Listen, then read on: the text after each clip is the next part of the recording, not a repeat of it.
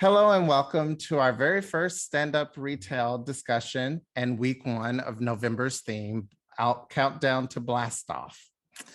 And I will be your fearless captain today, along with my resourceful co-pilot, Carrie. Say hello, Carrie. Checking in for duty. You got it. I'm here. And we're Whatever here to you need, boss. and we're here to take you on a voyage to help you discover a sense of survival during this pivotal time of the holiday season in the retail business. So we hope to supply you with a simple survival kit for you and your teams to be successful and persevere this holiday season. Mm-hmm. So, Carrie, here we are, our very first episode. It's finally here. How do you feel? I feel good. I mean, I'm really excited. We've been talking about this for a super long time. Yeah. It feels like forever. I mean, granted, we just started talking about this and providing this network to support our buddies since May of this year. Yeah. But yeah, it's been a while. So it feels good to actually be able to jump in and start having some talks and giving that support to people. Yeah, it's totally been like a labor of love. I mean, between the Zoom meetings and planning and all the research that we went into, both trying to come up with this this support system that we've created, and hopefully it'll be helpful for a lot of people. Yeah. One of the things that Carrie and I would love for you all to know and understand about stand-up retail is that we are definitely not here to replace any of your employers' trainings or any of their procedures that they have set up for you. I mean, a lot of companies, as me and Carrie both know, because we both come from that world, that, you know, there are systems that are set in place for you. And this is not a place to replace any of those systems. They're just an outsource for you to be able to research and have a place to go for some support, extra guided support, and, you know, a place that you can find information that will be supplemental to all the information that you already have. So hopefully in this episode, we want to cover a few things to help prepare you through this. Our first topic that we'll be discussing will, you know, making a list, checking it twice, then checking it twice, and then checking it twice again. I feel like that is a really, really big, important things. And, you know, what does that list look like? Is it a mental list? Is it a digital list? Is it a journal? And how do you use it? How do you make those things resourceful? So that's one of the things we're going to cover in the topics. Dressing for success, dress the part, and stay one step ahead. So definitely we're going to talk about pitfalls that you could fall in because of the way the pace of the holiday season moves. You know, how do you make it comfortable and easier on you? How do you simplify things but still remain professional at the same time? And how do you think one step ahead? So, you know, slow and steady wins the race is the next topic that we'll cover. And it's basically, how do we take a moment to slow down? How do we not miss the simple things that we normally do on a regular basis, but can easily miss or bypass during a holiday season or during this time of the year? And then, of course, there's the section that will cover that strictly focus on you and your wellness and protecting yourself, and a little bit of self-care and things like that. So, Carrie, what do you think of those topics? I like them. I mean, I think when we talk about foundations, you got to start with a core. Yeah. And if we're trying to really provide support to the individual, sometimes you hear these same things come to you within your work environment, and they might get dismissed very, very quickly. And just a quick note, down in the description box for this video as well, but you'll find a link to our previous introductory episode. So if you want to learn a little bit more about the work history and experience of Edward and I in our career path, please take a look at that video. It kind of gives you a bit of a deep dive into where stand-up retail came from, what we want it to be for everyone out there, as well as, how we came through the industry, what our career paths were, and what drives us to offer this continued support now that we've moved into a part of the retail industry that's more on the outside versus on the inside. That's So, it. oh, you know what else we could do, Edward? What- We could let them know that we are also taking active suggestions for future themes and future topics. Oh, that's So, true. yeah. And also stay tuned because we will also have micro content about gratitude and a little resource for you as far as showing recognition and things like that. So I'm pretty excited about that.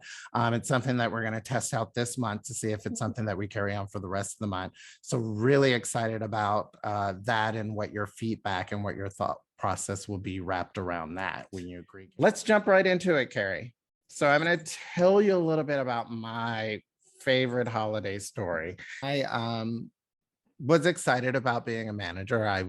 It was great. I enjoyed it, but I was also really big into proving myself. I wanted to prove myself to everyone that I was the right choice, that I could do this job, and that, it was all about me. So going into my very first holiday season, I had pretty much gone through nearly almost an entire new year in a retail season as putting on the Ed Show. So the Ed Show, it's interesting that I had a manager that allowed me to I was going to ask. play this role, but that's pretty much how it was. And that holiday season turned out to be one of my toughest holiday season because I learned I didn't quite know how to delegate. I didn't quite know what it meant to prioritize and put anything on a list. And I didn't really know what it meant to sit back and slow down and take my time and learn, being that I was this, new manager in Can I this ask a quick world. question? Can I ask a Sure. question? I hate Yeah. to interrupt, but No. this is one part of the Ed Show that I don't think I've ever asked about, but it's definitely relevant to our new format here. Is how did your hourlies react to the Ed Show? To simply put it, it was not a very engaged team in my first assignment. I don't want to say it was a hostile work environment because it definitely wasn't that, but you could definitely tell the level of comfort and engagement between me and the hourly associates was not there. Okay, got it. So like they saw you come in, they're like, oh boy, Yeah, here comes exactly. the Ed Here he Show. comes. Exactly. Yeah, Exactly. nobody likes no. Mhm. It's very difficult, Yeah. to work in that environment, whether, and especially when you're caught up in it and you are the star of the show, and you're not realizing it. It's Yeah. it doesn't make for a good situation all around, because I'm sure you also felt it and you were like, oh Yeah. man, like I need to work harder at that too, on top of doing Yeah. everything So, else. not realizing in my mind, thinking it's holiday, it's going to be crazy. I was making holiday crazy Oh no. for me, Oh no. even more than what it normally would be. Oh no. I'm To the starting to point, see why we have the topics we have. exactly. So, I mean, that's where a lot of these topics came from. And these were the things that I learned throughout my retail career, and I applied them to it, but it also took someone teaching me these things. I later moved on to another assignment under, a great leader. And so they were able to teach me what being a retail manager was about. So I will definitely say with that story, it's important that you find a leader that's willing to teach. It was, if you're not being led properly, things like the Ed Show are allowed to happen. Yeah, got it. Yeah. So like no feedback in the moment, Nope. that could have, transitioned the Ed Show into a Exactly. variety show where everybody was part of the solution, just wasn't happening. Right, exactly. All right, now I'm really starting to see why. Yeah. All right. So yeah, so that story takes us right into our topics that we've got to today. So our first topic we're going to discuss is making a list, checking it twice, and checking it twice. For me, having a list and knowing how to prioritize a list was very crucial for me later on in my retail life. Not just day to day, it was crucial for me, but definitely during the holiday season. Oh, for sure. And it was always nice to have some type of resource to fall back on. It was very handy for me. I was a good person that really enjoyed, a pre-list and a post list. I was really big on postmortems, and I kind of love to reuse history as a resource of things that went well and things that didn't go well. So, depending on what type of list I was working on, those tend to be the things that I was working on. How did a list come in handy for you, Carrie, when you were? I think for myself, we all have our best practices for organizing ourselves. And for me, a list was just a non-negotiable, because when, you're even starting all the way back when I was an hourly, I was that hourly that came in, clocked in, talked to my boss, got what the goals were for the day. And then I would go to my assigned area, and then I would walk it. I would look at it. I would try to figure out how I could achieve those goals for the day. I'd see if there was any work that needed to be done. So I started as a list taker in retail to begin with. Which I think great. That's really, really great, especially as an hourly associate. Yeah, like for me, it's all about having a structure. So for me, like where I would fall apart isn't that there wasn't a list, but when there wasn't a structure to kind of fall back on. Yeah. I think that's key for any associate is having a list. The best hourly associates that I've ever had that worked for me, or probably even a little bit so to myself, is that I worked better with a list. I was someone that give me something that I needed to do for my 4-hour or 6-hour, 8-hour shift that was going to keep me busy, because I was not one that wanted to go and search for someone to tell me what to do next. So this brings us into topic number 2. How does it make you feel when I say to you, dress for success, dress the part, and stay one step ahead?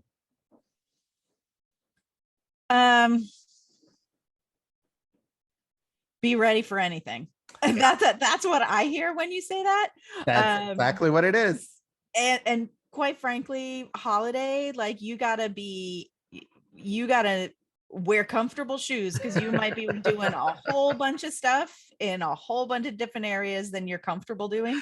And your feet end up being the most important thing, other than your brain, and your beautiful, your wonderful face and your voice. But your feet are very important. So, I mean, I would say it means really be prepared for anything. Yeah. That can kind of take on a lot of different meanings when you're talking about dress code, like you kind of say dress for success. I think dress code, like how can you be prepared? Like, if your building's cold, are you prepared? if it's but like, not even that. How do you still dress for success? Because you're dealing with, in retail, we tend to deal with extended hours, longer work weeks, where you may go from 5 to 6 days, and sometimes that in between time becomes very limited. So how did you dress for success? For me, it was kind of just like you said, depending on every company I worked for was different when it came to dress code. But for me, it was definitely comfortable shoes. And stylish, comfortable shoes where, either as an associate and even as a leader, as a manager, I was always about the comfortable shoes, especially during Q4. I learned very quickly that working in a stockroom in 4-inch heels was not fun. So that's why I said comfortable shoes. And probably was a safety hazard. It should have been. I'm sure it was some sort of a violation. I mean, I looked good, but at the same time, I think you really do need to think about what your store, your location, your team, your leader, might call upon you for, Mhm. and be prepared for that. Making sure that you're prepared is very important. So like that's kind of what I take away from this topic is, know what you need to be comfortable, Right. but also know what you need to be the best team member that you can be, Right. because it takes an entire team to have a successful season. Right. It takes an entire team to survive the season. Exactly. So what do Exactly. you need to be that quality team member, for your coworkers and your location? So then moving into our third topic is slow and steady wins the race. This is always my favorite one because this was one I used to slip into all the time because I would Oh, rush through things. oh, And we normally tend to rush through because the adrenaline's pumping and it's going. And, I've jumped from this project to this project to that project. And all of a sudden I miss some, a water spilt on the floor, or I miss to do an hourly read at some point where I was supposed to go through and do the hourly read and then touch base with all my associates. And from my story, as you remember during the Ed show, it was very easy to not be able to touch base because who are you touching base with if you're doing all the job by yourself? yeah. You know what I mean? So sometimes you have to remind yourself to slow down. And that everything doesn't have to be as rushed as you think it may be. Yeah, I think slowing down is really important. I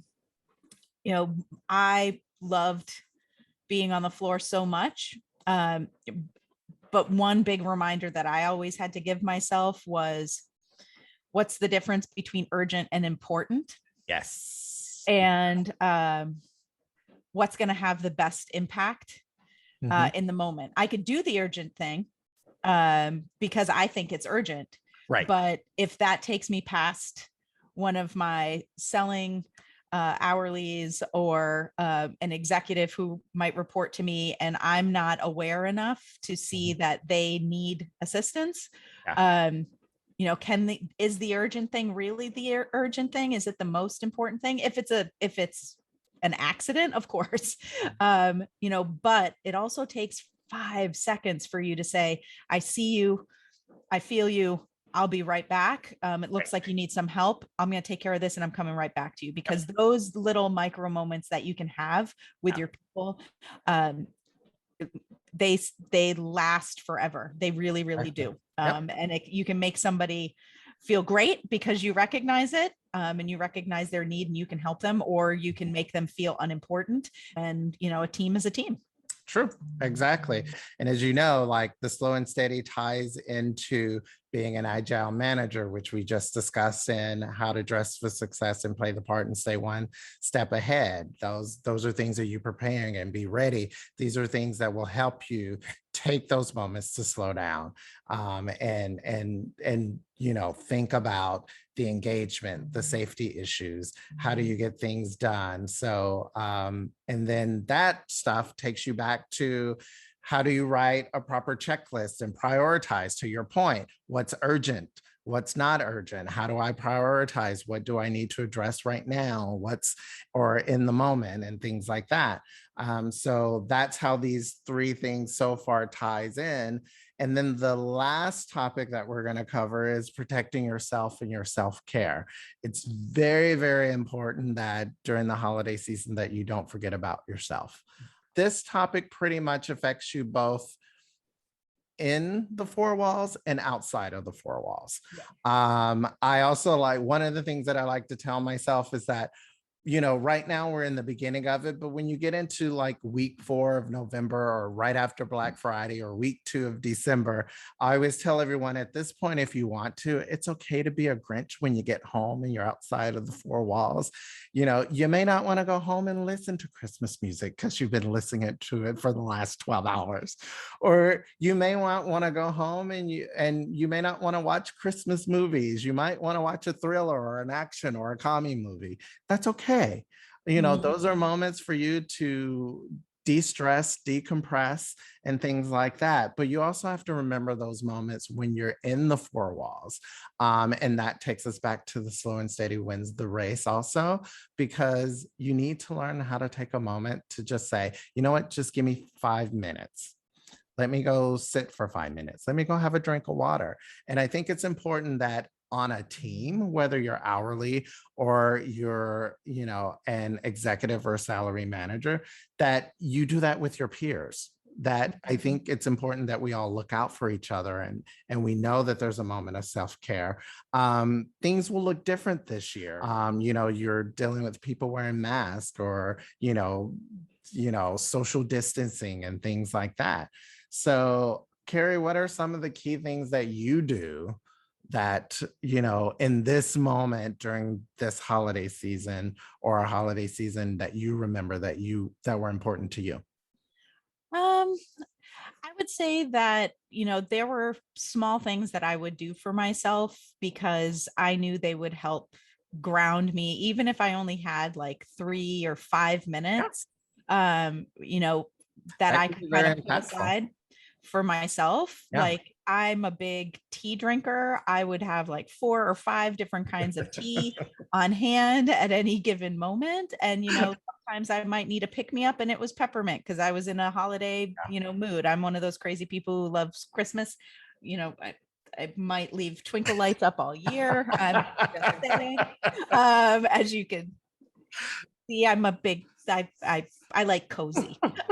For me though, I think the biggest thing is, particularly once I became a leader, it was trying to recognize that, like you said, that slow Right. and steady part, like Right. recognizing the need in other people and having the ability to help them recognize it in themselves and Yeah. give them that moment that they needed. So if I heard somebody with a cough or a sore throat or a raspy voice, like hey, I've got throat lozenges, I've got some tea, I've got, you need 5 minutes, you need me to cover your register while you run to the Right. restroom. Like, it was all about, how can I be of service Yeah. to somebody who might not recognize that they need to take care of themselves. So I think, yes, self-awareness is really important, but also being aware of the people who are part of your work family, and how can you be of service to them, to Right. give them the time that they need. Whether it's, hey, it looks like you look exhausted. Do you need 5 minutes to step off the floor? Do you need to go grab a coffee at the food court? Yes. Do you need, Yeah. what can I do for you? Mhm. And doing those when it's unexpected has this great, Yep. side effect of, like, Yep. give a little gift and all of a sudden it like grows, and Right. all of a sudden you have this wonderful team that's trying to Yeah. support each other whenever they can. So And that's that engagement. That's that micro engagement that Mhm. goes a long way, especially during the holiday Yeah. seasons.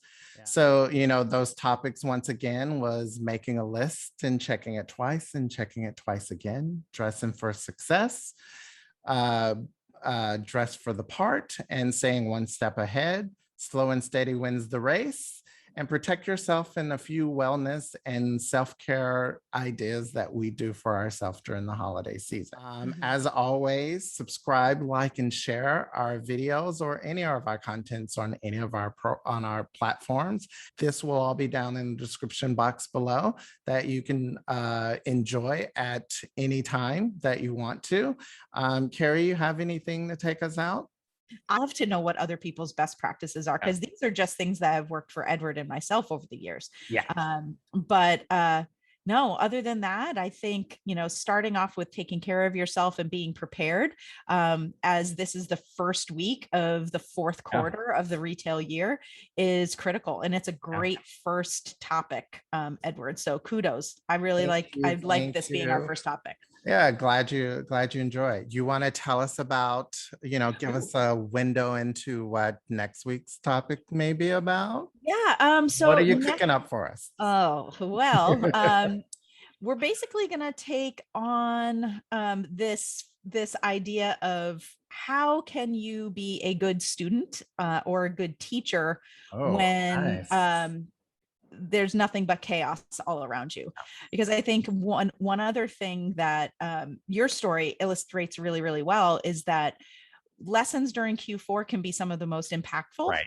for people who work in retail. Yeah. However, how can we be a good teacher, or how can we be a good student when we only have 1 minute, 2 minutes, 3 minutes to actually learn or to grow? So we're going to dig into that. And it's one of my favorite topics, because, teaching was one of my favorite parts of being in a store. So that's great. I'm looking forward to it. I'm so excited. So as always, thank you for listening. Thank you for learning, and see you next week for the next episode of Stand Up Retail. We hear you, we see you, and we appreciate you. Mm-hmm. Keep up the great work out there. Till next time, remember to always walk with a purpose, no matter where you are or what you are doing. This is Edward and Carrie signing off from Stand Up Retail. See you next time.